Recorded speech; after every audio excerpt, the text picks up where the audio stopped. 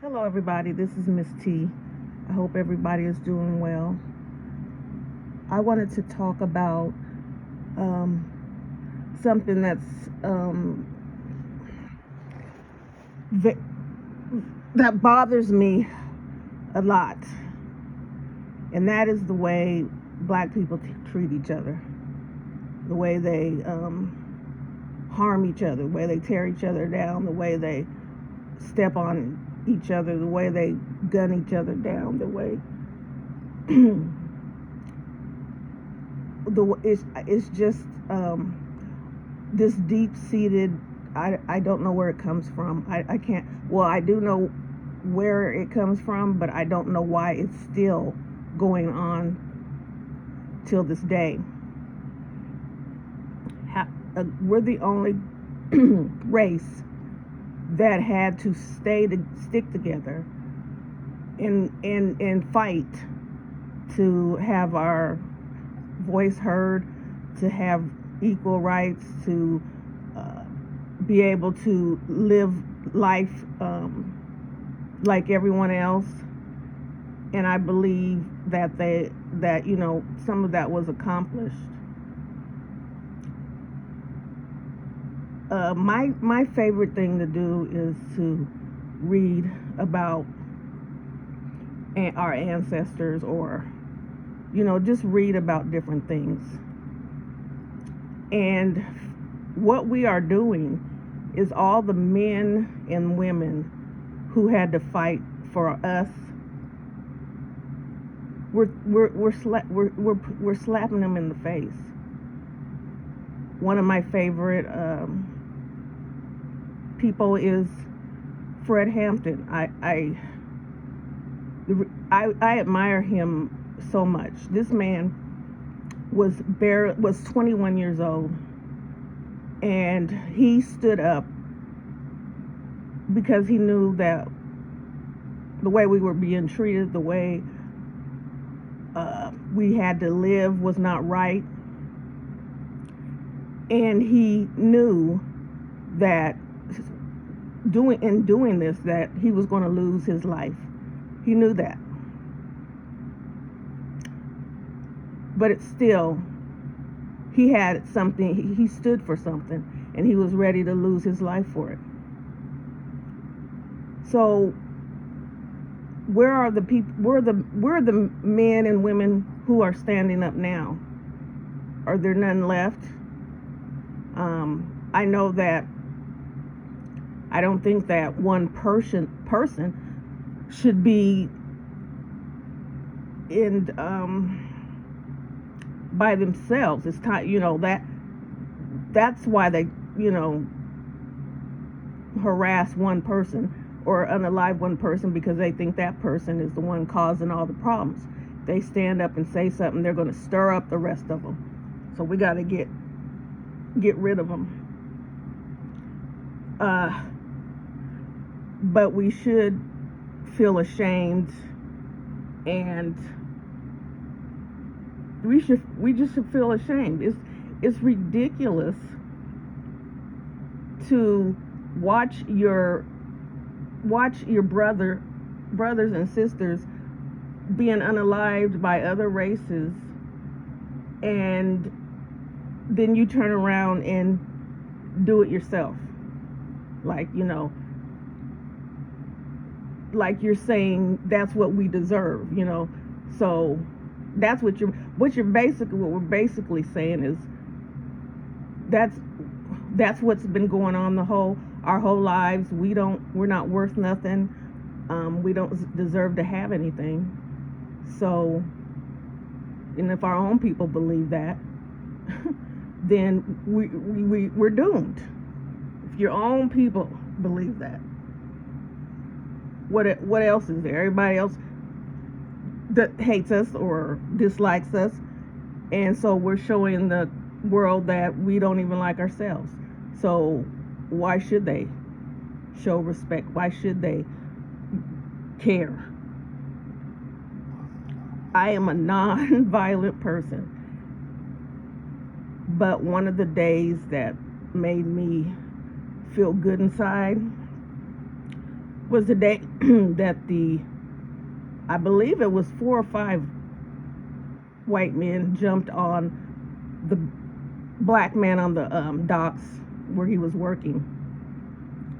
Now, I was upset because there were people standing there filming instead of helping, and I thought this is going to be another situation. Why are they standing around and not helping him? But the moment that young man swam across that water, I knew that they weren't going to allow this to go down like that.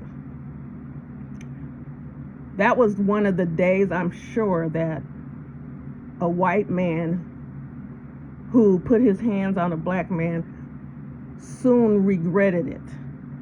It was almost like watching an art. It's not like, it was like you seen them, the boys that just had their shirts off and they came down the dock, and it was like they were in sequence, and it was like, step back, brother, like, you go stand over here, we're gonna handle this. And then the young boy that swam, lost his shoe, and I know he had to be, his clothes were heavy. He was slamming people and doing all kinds of stuff, and it just didn't work out the way that they thought it was going to work out for them. They didn't care. Men, women can get it. Now the man with the chair, that was going a little far, but I think what he was doing was, he just got caught up in the moment. Yeah, we're you can't continue to do this to us without repercussions. And here I'm gonna give you a concussion with this chair. The women stood up. They stood behind their men who were fighting, and they did, it was just, and I know I know I shouldn't feel this way, but that gave me so much hope and pride. And then I had to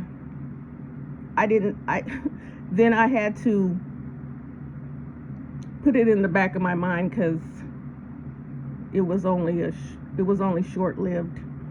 But I thought that maybe if that message went out, if you touch one of us, you're touching we're going to touch you, or don't mess with one of us because we're coming for you.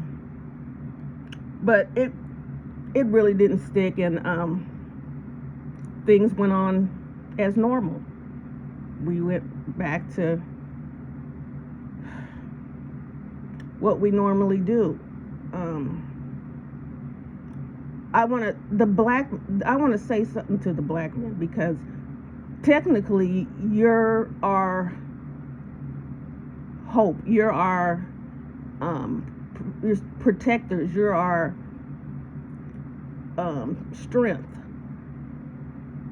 So I want you to ask yourself why. Why is it that black men don't like each other, or find it easy to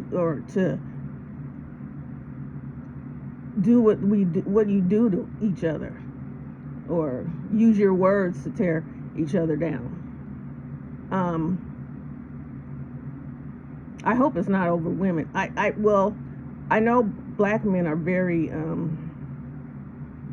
they're always in competition for something. So maybe some of the issues are women, but you have mothers, you have fathers, you have children, do you not see when we're being choked by or unalived by the police, or followed, tracked, and unalived in the street by just regular people, and that you don't see that as you? Don't you? You can't imagine that that could be you one day, that because you drive, you are in the community, you walk down the street, you do it, so it has a, you could be the next, but you don't see that.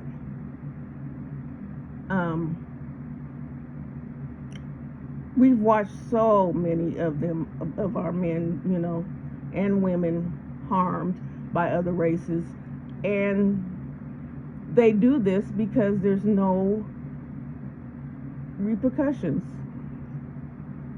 Now, what amazes me that it's still a racist between the races. Now, if you're a white police officer, history has shown that you can unalive us. We could see it. We could see what happens because people are filming it. Just imagine what happened back then when there was no social media. Those black people were tortured. I mean, all the time. Who's going to tell? Who's going to say anything? But we watch it continuously. We seen what happened. Oh, that man was handcuffed. And they get off. But what they are saying is that's what we can do. You don't have privilege to do that. So when the 4 or 5, I don't remember, black cops beat that poor, defenseless, helpless man, unalived him, put him in the condition that he was unalived, laughed about it, high-fived, joked, sent pictures, and thought they was going to go into the locker room and talk and laugh. They got snatched up immediately. We're charging you with first-degree murder, and we're going for the death penalty. So that even shows you, they said, you are not one of us. You don't get to be what we are. We don't care who you are. You don't get to do what we do. And so we don't take you don't look at all these things that happen, and you don't say, well, I'm a part of this crazy system. I'm a part of it because I do the same thing to my brother that they do. Do men ever sit around and talk to each other and lift each other up? Have one of your friends is down or out of a job or whatever. Are you really a friend to that person? Can they come to you and talk or anything? Is that what? Because I don't know how men's friendships are. I don't know if you grow up with friends that you had when you were young. I don't know what your friendships are like. Because what I see is it's almost like it's not a friendship. It's a we get together so we can laugh and tear each other down. I don't know. Is there any men that their friend means so much to them that they would lay down their life for them? I don't know. I don't think there's a lot of people like that. But what I'm basically saying is there is a poison that is in our community, and no one wants to, everybody's getting bit, but nobody has the serum to heal, to keep us from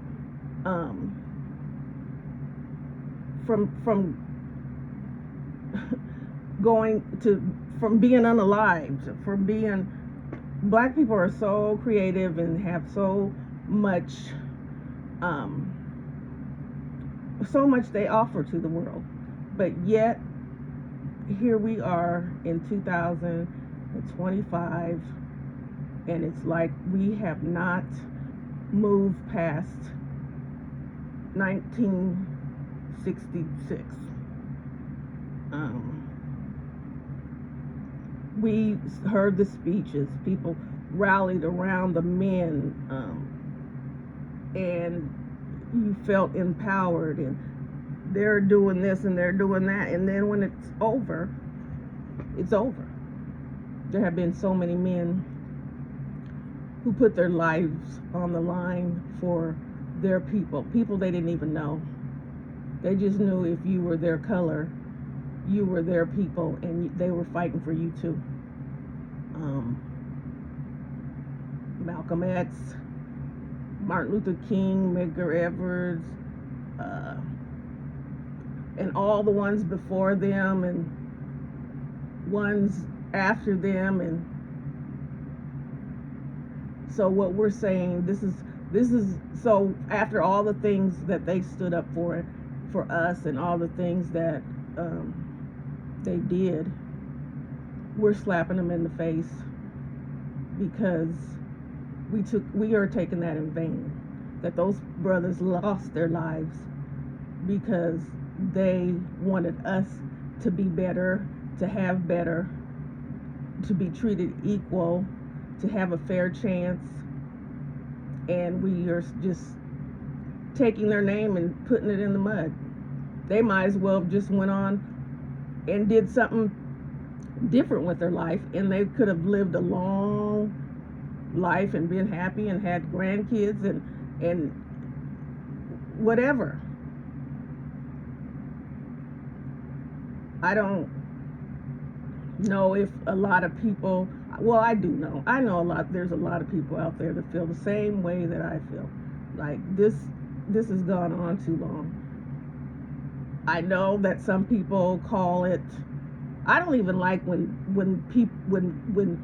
what is it called, when people get together, or men get together, women, I don't think women do it as much, or do it, and then they call it Joss, whatever, but they're talking about each other. And because if you're doing that and you're thinking it's a fun game, the things that you're saying are real.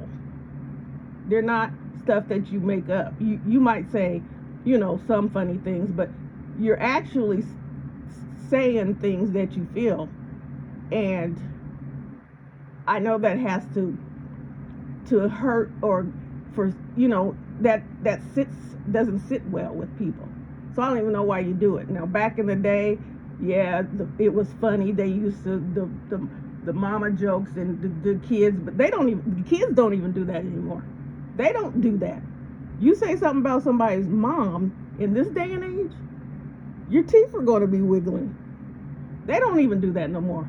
So why do they stand here and see grown adults, grown men, tearing each other down and laughing about it, and taking each other's hurts, that things that they went through, and making it a big joke, and it's just ridiculous. I've never heard. Now I live in well, it's not a small town, but when I was growing up, like I said, all I seen was white people. That's who I was. Who I grew up with. It was, because they were the majority. I have never seen white children talking about each other's mothers, calling each other names. I've never seen that. I've never seen their friends, and they get in a fight because the other one, because they both like the same girl or whatever. They're not trying to hurt each other over it. They're just, it just doesn't, it's not important to them to lose a friend over something ridiculous. You know, a friend or is somebody who is almost as close as you're. Actually, they mean a little bit more than a family member, because you can't choose your family members, but you can choose your friends. So you chose someone that you felt was worthy to you or worth something to you, and that's why you're friends. I don't know, it never changes. I don't know if black people are ever going to wake up and say, you know, how can they respect us if we don't even respect ourselves? If we don't even like each other, how can they like us? If we don't even love each other, how can they? If we don't even embrace each other, how can they embrace us? I don't know what it's going to take. It seems like nothing, because everything has been done to us, and we still treat each other like the enemy. It's very detrimental. It's very harmful to our children, because they see this. A child is only going to do or be whatever, how they're taught in the home. How it starts in the home. If you start your child off by showing them that they're smart, that they're important, that there's black people that did things. Because when I grew up, like I said, my history was we were slaves. I never knew anything else, but we were slaves. I didn't, you know. If you give a child something to be proud of, this someday you can do this. We even got, you know, if you start with the kids now, that's going to grow up, you can even say if you can be the president of the United States. We have so many people that have been in the past that have done things, important things, but they're hidden because they're not, you know, they weren't important. They didn't want you to know that a black man was the first man who did open heart surgery. They don't want you to know all the things that black people invented, because they didn't want you, because they spent most of our lives telling us we couldn't learn anything. We were stupid. We didn't know anything, but they knew it was a lie. They knew it was a lie. But if you keep telling somebody this over and over again, that's what they're going to believe. Some people have the sense to know, just because you say that about me doesn't make it true. I know that I'm smart. I know I can learn. I know I can do this. But if you feel that in your heart, and then you go outside and you meet people that look just like you, that tell you that you're nothing, and that your pants don't match what we're wearing this year, that you don't have $300 pair of Jordans on, that means you're not worth nothing. That you can't afford to get your hair trimmed or lined up every 2 weeks, that means you're poor. Just ridiculous things that we put into play that mean nothing, should mean nothing. This is what we put on each other. You know, if you don't have this, if you don't have that, then you're nothing. Nothing, absolutely nothing. That's why kids in the back in the day, they used to, well, not back in the day, I think I heard a story lately that they used to beat up kids and take their shoes. Beat them up, harm them, possibly unalive them, to take their coat. Because this is what we are taught, that these things, these material things, make you a better person, make you look like you're somebody, you know. Long gone are the days where you could wear a button-down shirt and some nice slacks and whatever, and not and glasses, and walk around with books in your hand and not be tormented. That would call, if you do that today, you would be asking for trouble, because you're trying to be white. You're trying to be better than black people. Who are you? What, you're trying to be white. Why is trying to get a education or wearing clothes that don't cost as much as your car, because those things aren't important? You're saving your money for college. Why does that make you trying to be white? So are we saying black people don't want to go to college or want to learn or have a good education? We put our own stereotypes out there. I just hope, I don't have a lot of big following, and that's okay. I truly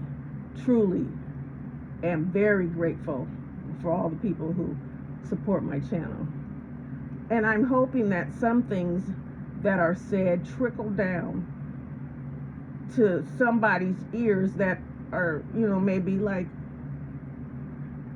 you know what, that's true. I've been doing, I've been a part of that. I've done that. Maybe I can make a change. It only starts with one person, and it can snowball. We should have a Be Kind to Ourselves Day, and that means go out and do something nice for a black person that you don't even know. Let them know that we can love one another, that we can be nice to one another, that we can be kind to one another, that we care about one another. It's almost scary that I used to, and I'm not saying, I don't want people to think that I'm just a goody two shoes and nope. I decided to change my life and live for the Lord, and that's why I can say, that's why I can see different things, that's why I can feel different things. But I used to, like, if I was out on the sidewalk or talking to other people and there was a bunch of kids walking down the street, I might see them and ask them how was school, or what you're doing, just talk to them. It's almost like you're afraid to do that anymore. I did that because people tell me, you need to stop being so trusting, you need to stop being so nice to people, you need to, because blah blah blah blah. And that is true, but when do people start being nice and care? I don't know. It starts with one person, but I did just not too long ago see a group of kids, and I asked them how was school, but I was waiting for, I didn't know what was going to be the outcome. You know how, who are you? We didn't go to school. Whatever. But the young men were very, very nice. Oh, we had a good day. So I know that it can change. I know that there's people out there who think the same thing. Plenty of people out there. They just start talking to their group of people, and then the other people start talking to their group of people, and then make it cool to be nice to one another and not fight, to make it cool to walk away, to make it cool to put the weapons down. Whatever happened to good old fist fights? You might have got beat up, but you got to walk away and go home and try it again. The next day you might be the winner, but we're making it permanent. Like if I said something to you that you didn't like, and I went home and got a weapon, and I came back and I unalived you, that is permanent. That person's not coming back. You're going to possibly go away somewhere for the rest of your life. And it was all because they said that your hair, your lineup was crooked and you looked like whatever. It could be as simple as that. You might laugh, but it could be as simple as that. Because we feel so horrible inside that someone who says something about you will crush you that bad to want them not to be around anymore. Who cares what your lineup looks? Who cares what somebody says about you, because you know who you are. You feel good about yourself. You love yourself. And what God brings to you is that kind of peace, is that kind of comfort, is that kind of, because you can it's freeing. You don't have to. I don't care what everyone else is doing. I don't care if people are laughing at me because here she goes again talking about. I do not care. God has put a peace of mind. He's given me a peace of mind, and it's just freeing. I can wake up in the mornings and be happy. I can go to bed and be happy. Not to say that there's days that I don't wake up crying and going to bed crying, but there's more days that I'm happier. I'd like all my people to feel that sense of pride, that sense of love, like someone loves you. I can't believe, yeah, I can't believe it, because like I said, the devil walks this earth. But the way people are unaliving their children, like you didn't give birth to that child and raise them till they were 12, 13, and then you decide that they're not, that you treat them like they were demons. Like, why would you go as far as to do things because you did something wrong? And I'm talking about the case in the news today, because there's several cases. But the dad who unalived his daughter and did her horrible things to her, after she was gone, cutting off. This is your child. That's demonic. That's evil. In your mind, did you think about this the whole time she was growing up? When she was born, did you think about this is what you're going to do to her when she turns turns 14? Or was it something, did you just snap?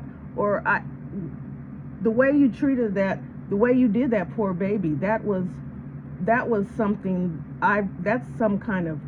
that's like you go around having demonic meetings, and that wasn't a normal, that wasn't normal at all.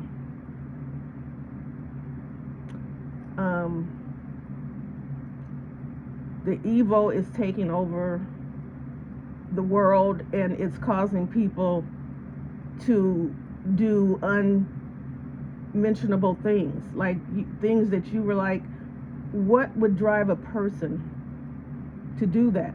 Who would? Why are they watching something that in their minds that they say that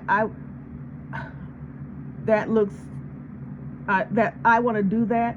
Or were they already born with some kind of defect that causes them not to be rational, not to think like a normal person, not to have any kind of conscious, not to have to feel anything. You have to be a numb. You have to not love yourself, not love anybody else, hate everything around you, to do something so evil that people can't explain. What made you, pushed you there? What makes a man go and be friends, have a friend that you grew up with, and then when you're grown, you're not on the same side and can go and unalive this person because you're not on the same side? Forget all the things that you shared when you were younger, that you played video games and that you took up for one another when somebody tried to fight your friend and you stood up for them, or the times that you rode your bikes together and whatever. What caused you to click and say, we're not on the same side, so automatically my feelings for you, I have none? You didn't do anything to me. You was my best friend. We grew up together. We was in the trenches together. We did everything together, but you chose a different path than I did. So now we're not friends. And it's easy for me to look at you and take your life. It's unbelievable. I don't understand it. All these different things that you see happening are like unreal because people have never heard of such a thing. You know, back in the day, different, you know, there was still evil, but some of the things that are around now, people, you just don't know where this comes from. Why is this? Why are you so pained, or what is in you that is so evil that you can't control, that you have to go and take somebody that you don't even know, a random person that was living their life, and you don't even know their background. You don't know that this person takes in homeless people, or you don't know that this person is a foster mother and she's got 10 kids at home that need her, and you just, because you have this evil seed planted in you and you can't control it, that you're going, or you feel like you can't control it, that you want to know what it feels like to do this to a person, and that's what you do. You have the right to do. What makes a person feel like they have the right to unalive another person? They go straight to, I mean, anything that a person does evil is not right, is not good, but it's always straight towards a human that you don't even know. What would make somebody that you don't know, who's done nothing to you, what makes you unleash a frenzy, just slaughter a person? That's the word I can find, because you have this, because you want to see what it looks like.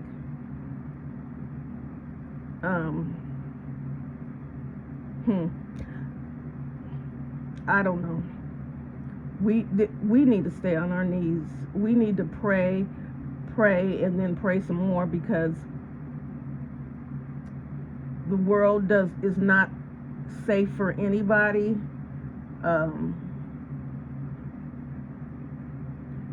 You can't, things that kids could do, cannot do anymore. And I did a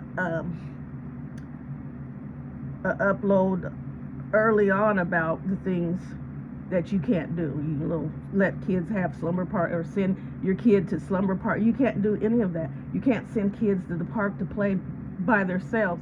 You can't let them ride their bikes they can't do anything. And it's unfortunate, because kids can't be kids. But if you want to keep your kids safe and alive, they can't do anything. Nothing. Without their family, their parents, an adult. Because two kids can't be together either. They're not strong, just because they're kids. I always say, when I see a kid standing at the bus stop, well, here in our city, we now have, I'm sure a lot of people have this. We're probably the last, but the school, the person that stands there and directs them across the street. But I don't know how far their job goes, as whatever. But when I see a child standing on the corner waiting for a bus, and the first thing I think of is that child, first of all, shouldn't be standing on the corner by themselves. But I think of what if something happens, and in my so I sometimes, I can't, you can't save everybody. You can't take on the world's problems, but sometimes you just can't walk away. So if you sit there, it's better it makes me feel better if I take 2 minutes to sit in my car right there, and watch the child get on the bus. That feels better to me than to hear in the news a child was kidnapped. You know what I'm saying? It's just that you look at this like it could be me, it could be mine, it could be ours. That's how you have to look at it.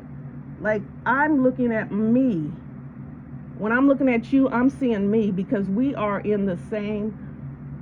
we're going through the same things. I'm a black woman, you're a black woman. You're being discriminated against, you're being degraded, you're being called bees, and I'm looking at me, at you. So I wouldn't want to harm myself. I wouldn't want to be harmed. I wouldn't want to be belittled. So why would I want the reflection of me to go through those things?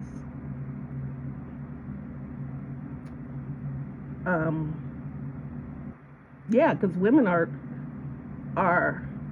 getting it worse, because they're not respected anymore. Men don't respect women anymore. If you did, you would treat them as queens. I don't see any other race use the B word. Is that our word? Can nobody else use it but us?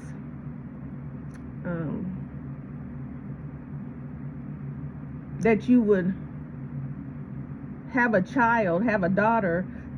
Okay, answer me this. How do people go from we dated for 5 years and we were inseparable,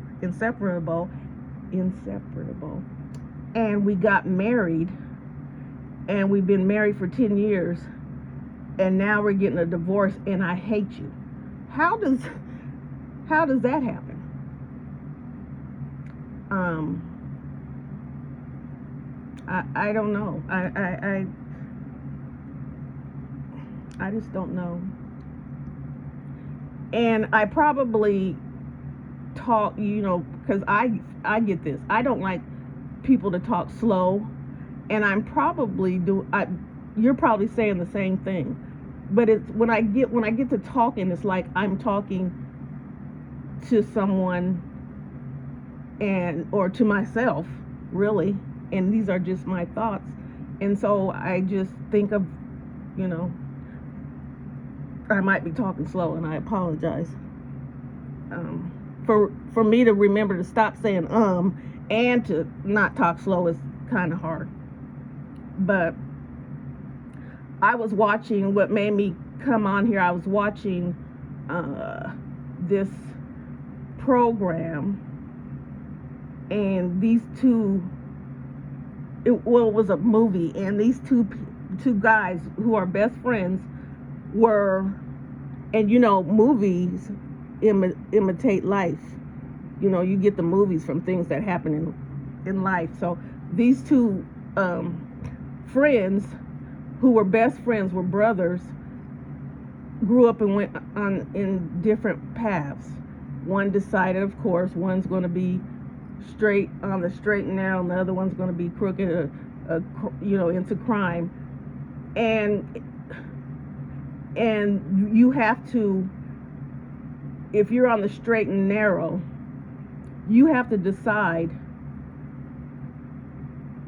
do you love your brother enough to try to help them, or do you cut that person off because you decided to go on the straight and narrow, and you're not going to be affiliated with anyone who's not? So where does it go that I'm my brother's keeper? There's no, people don't care about that anymore. If I make it, I want you to make it. Now there are some, because I guess I was told that some of the rappers now, when they're making money, they go back and take care of their friends or whatever. They might be doing other things, but they if you make it, I'm gonna come back and help my people and help you to make it too. We all need to have that kind of mentality. If I eat, you eat. If I'm somewhere warm, you're gonna be somewhere warm. We should all have that mentality. If my kids sleep comfortably, your kids are gonna sleep comfortably. That's what we should be feeling, doing.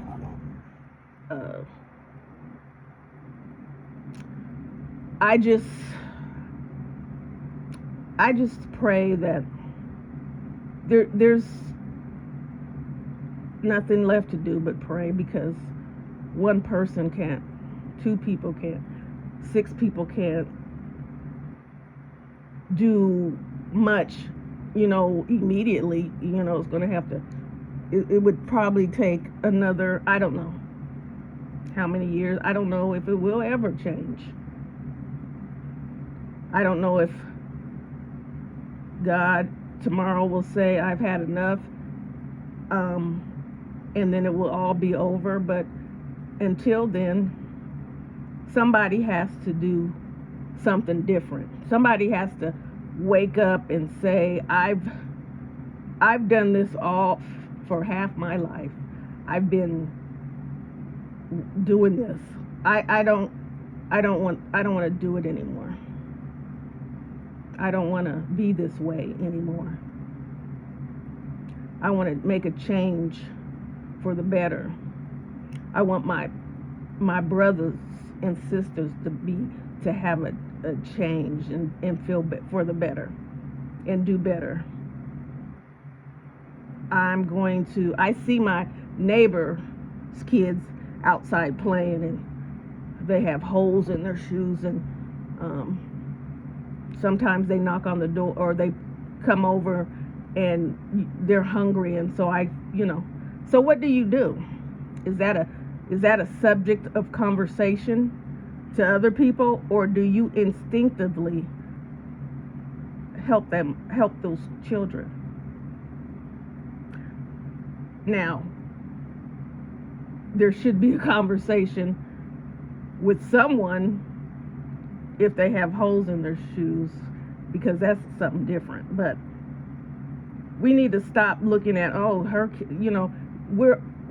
we can be surrogate parents to kids that are not ours, but look like ours, treated like ours.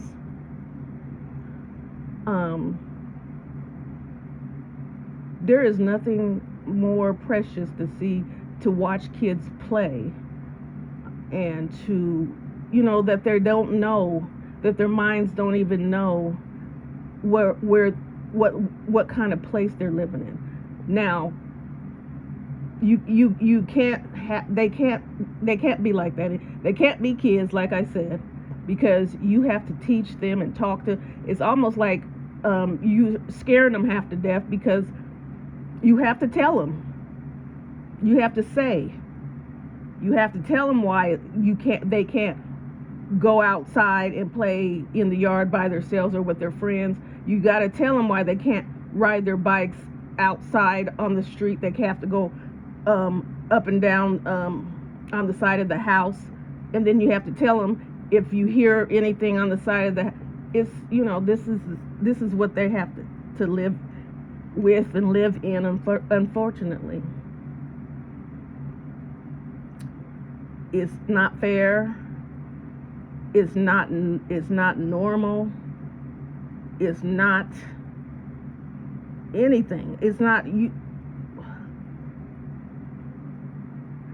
anything good. You have to teach them that the monster sometimes is not even on the outside of the house. The monster could be living right or visiting right in your very home. You have to teach them about that.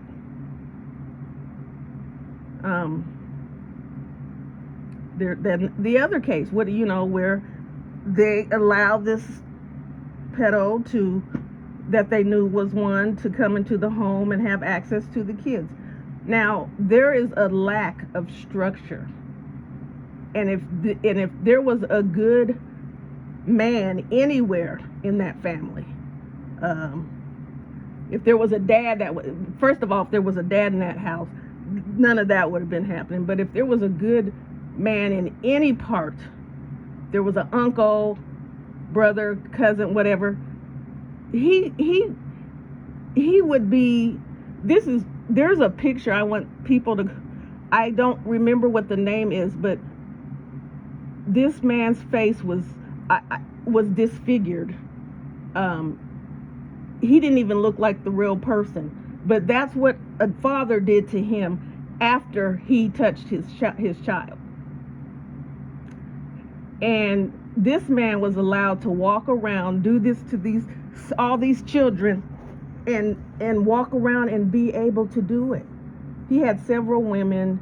He dated women that have daughters, and they just turned their heads to what he was doing, and he walked around freely doing these things. Now, he did go to jail, and he's in jail now, but I believe if he did the first time he did that, and there was a man or men, cousins or whatever, and he got what was coming to him, he would think twice about, just doing it. I mean, he might have still been doing it, but the way he did it was like it was normal. I'm a date, and these women made it normal because they didn't do nothing to him. They didn't say nothing to him. They would get mad at, the kids were liars. This is the record that he had.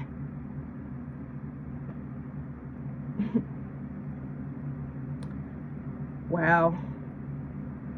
It's just, so many things can come out of, topics can come out of this. We're just,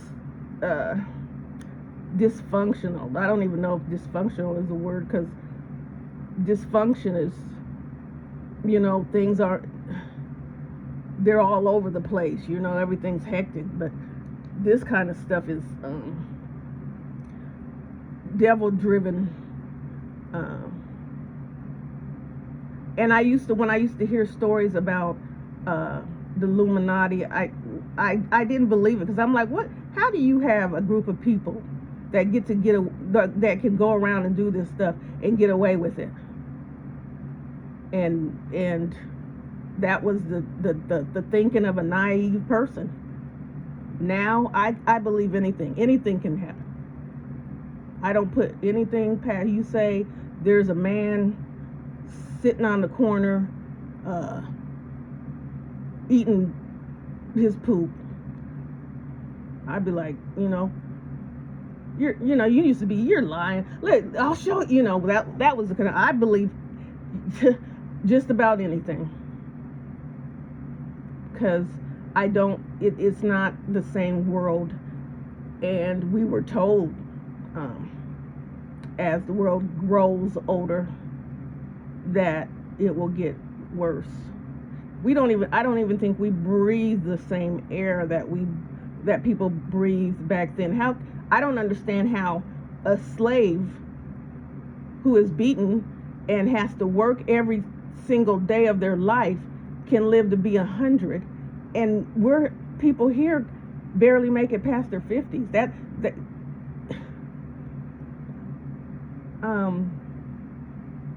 That's unbelievable. It's has a lot to do with technology. Back in the day, people didn't have microwaves and all this, ready-made food, McDonald's, all that kind of stuff. And actually, slaves were more healthier. Besides the pork, because the pork is not healthy for anyone. But they weren't even allowed to eat sugar, because that was considered too good. Sugar is not for the blacks. They don't get to have anything that was.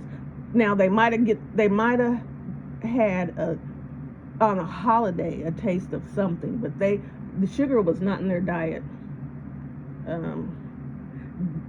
Beef, regular beef, and all that stuff, they had to eat what they grew, and so it didn't have a lot of the things that we have now.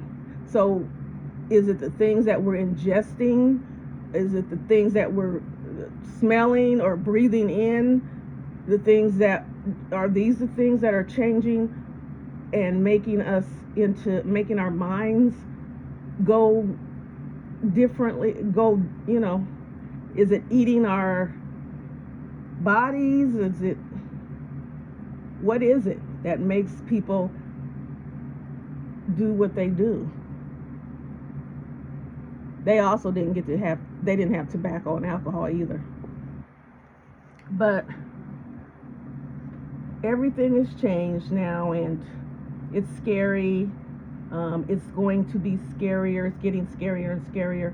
And the only way that you can even try to be safe and normal and happy is that you come to God, or you make God in your life. That's the only way that you can fight the devil. No one else can take on the devil. No one else wins against him but God, because he knows who God is, and he knows he can't defeat him. And it says that you can say his name, you can say the name of Jesus, and he will flee. So all I wish for everyone, especially my people, is that you have happiness and you feel loved and you love one another, and put away the hatred, that we protect one another, that we protect each other's kids, that we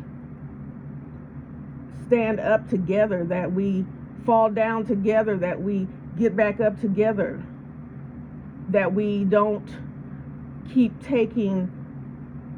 slapping the people that was before us, who fought and lost their lives so that we can have a life that we're throwing away and making their work in vain.